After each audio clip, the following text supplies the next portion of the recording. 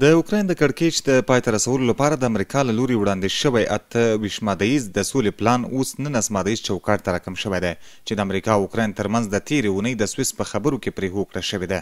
دا خبر د دوشنبې په ورځ ګڼو رسنیو خپور کړی دی. د معلوماتو له مخې ځینې مهم او جنجالي موضوعات به د امریکا او اوکراین د ولسمشرانو پرېکړې ته پرېښودل شي، خو د سپینې ماڼۍ ویاندې کارولین لیویټ ویلي چې ولسمشر ټرمپ دا اونۍ د اوکراین له ولسمشر ولادیمیر زلنسکي سره د لیدو کوم پلان نه لري. د یکشنبې په ورځ د امریکا او اوکراین د استازو د اصل 28 مادهیز پلان پر سر د سویس د جنوا ښار کې خبرې وکړې.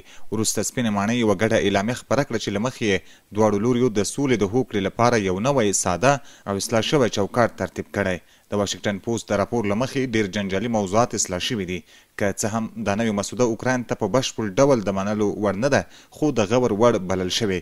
بلومبرګ راپور ورکړی چې د امریکا او اوکراین موخه دا ده چې د پلان منځپانګه ساده کړي ترڅو ژر تر ژره اوربند رامنځته شي.